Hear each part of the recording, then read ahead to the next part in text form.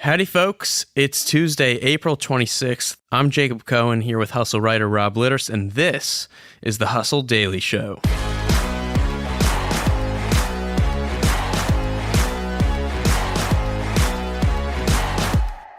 Later in today's episode, so it appears we are moving on to Chapter 3 of the Elon Twitter saga. The $44 billion deal basically was signed, sealed, and delivered yesterday. It's the talk of town. How did we get here? What does it mean? What happens next? Don't give a well, we'll discuss maybe why you should. But before we get into that, as always, here are a few things you should know. Let's get crack-a-lackin'. How we doing, Rob? Doing good, JC. The first thing that I've got my eye on this morning, Netflix is finally going to do it. They are finally cracking down on password sharing. Do you share a password on Netflix before we get into the details here? I guess, technically speaking, I am someone who uses a password that was shared with me. Gotcha. So am I. So we can call ourselves like the sharees. We're not the sharers. Yeah. It's like within the family, but exactly. I live apart. So Netflix claims that 100 million users share passwords, and it costs them $1.6 billion annually. It's absolutely insane. They are finally going to crack down, but it sounds like they're not going to be freezing accounts anytime soon. Instead, they're going to be charging a small additional fee, which seems like it's going to be about $3 to add what they're calling a sub account. So it's basically a way for you to kind of add another account to an existing Netflix account. Mm-hmm.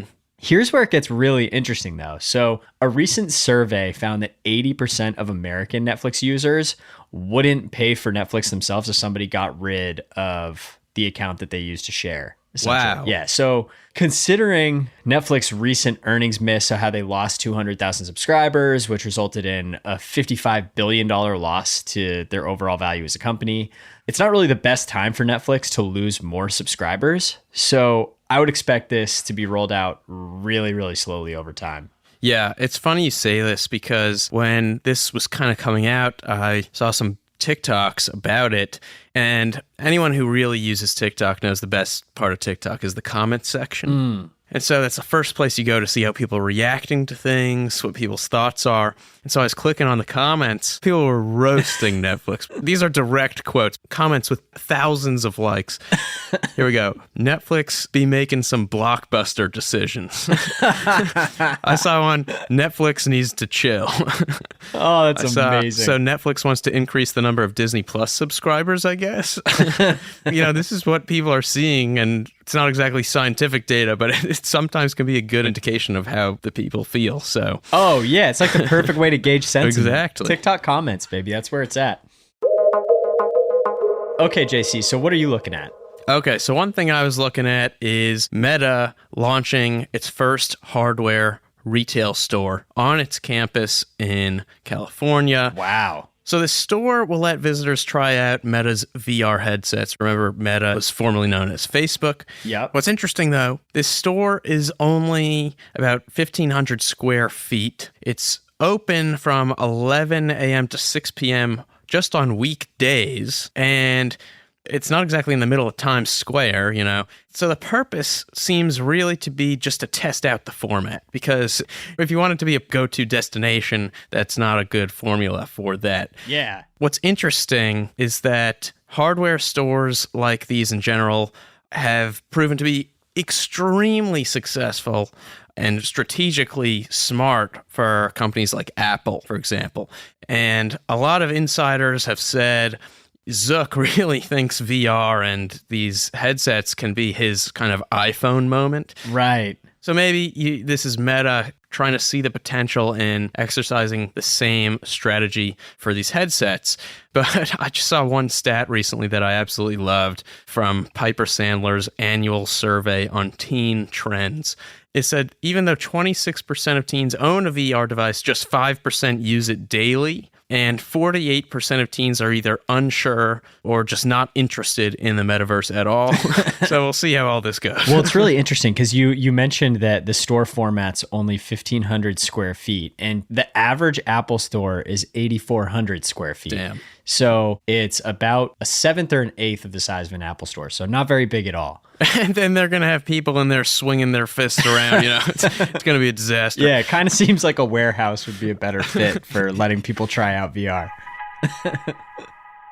In other news, Coke reported earnings yesterday. Revenue jumped 16% year over year to $10.5 billion, buoyed by renewed consumer demand at places like stadiums and restaurants around the globe, but costs rose 17%. You can think about aluminum, plastic, sugar, and shipping, which are all skyrocketing in price. The company raised prices to manage that, but CEO James Quincy basically said there's going to be a point where people will look at the price tag on a Coke and say, yeah, no thanks. Also, Activision Blizzard reported earnings and saw a more than 22% drop in sales from a year ago, primarily due to weaker demand for its Call of Duty titles. The company agreed to be bought by Microsoft for $75 billion in January.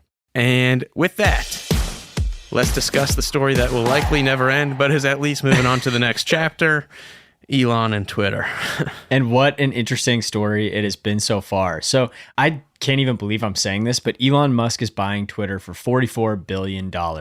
Before we get into the implications, JC, let's just walk through a quick timeline of how we actually got here. Mm-hmm. So on April 4th, Musk disclosed that he purchased a 9.3% stake in Twitter, becoming the company's largest shareholder. Shortly after that, so the next day, Musk was offered a board seat, which he declined about 5 days later, I believe, on the 10th.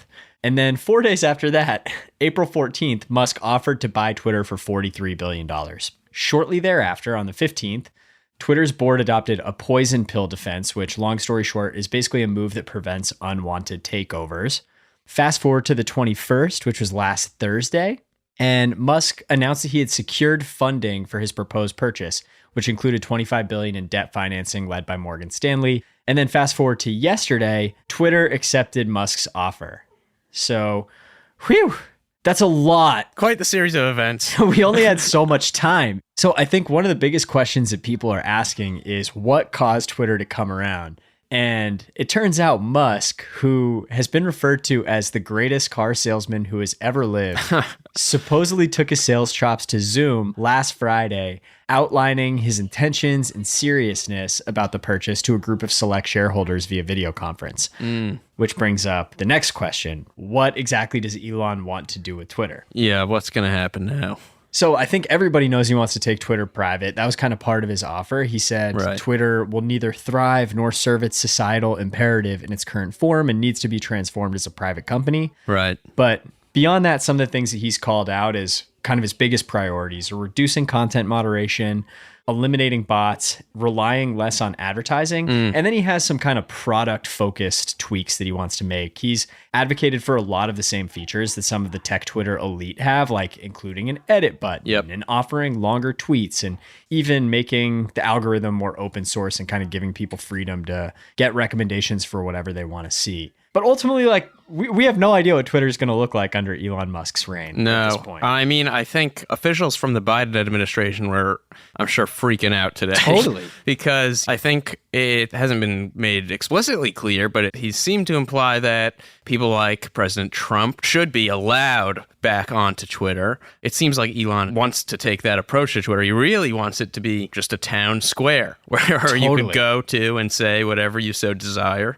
as long as no one's in imminent danger. Right. But we'll see how this all plays out. Yeah. But I think politically it's going to be, it could be really interesting. According to Elon, his motivations for buying Twitter really seem to be for societal good, is kind of how he's been pitching it, right? So he said that a social media platform's policy should leave both the left and the right equally unhappy. So to your point, there probably is a chance that that Trump is going to come back on the platform. Yeah. But what's interesting is Musk obviously has a lot of critics, and they're not convinced that he has pure intentions with this. One of my favorite takes on it, Kyle Shaika from The New Yorker, who's a great writer on tech, he argued that Musk's bid is an attempt to maintain his ability to influence millions of people without interference, basically to use Twitter as a microphone and just blast his messages about Tesla and SpaceX, which, if that ends up happening, it's going to be very, very ironic because Musk has been a fearless critic of Jeff Bezos, who owns the Washington Post, and Mark Benioff, who owns Time Magazine, and has just called them out and has basically called out the entire idea of billionaires owning media companies. And now he's essentially the biggest culprit of that. I think some people are worried about something along those lines here. But I loved what you said before about what Musk tweeted about, both parties being unhappy because one of my favorite quotes from Curb Your Enthusiasm and Larry David is when he said, "A good compromise is when both parties are dissatisfied." So I think that is kind of what has happened here to some extent. Channeling his inner Larry David. I love that. Exactly. All right, bada bing, bada boom. That is it, folks. For more on The Hustle's tech and business coverage and links to all kinds of cool stuff from around the web, join our newsletter at thehustle.co. Thanks to our editor, Robert Hartwig, and executive producer, Darren Clark. I'm Jacob Cohen here with Rob Litterst. You've been listening to The Hustle Daily Show, brought to you by the HubSpot Podcast Network. See you tomorrow.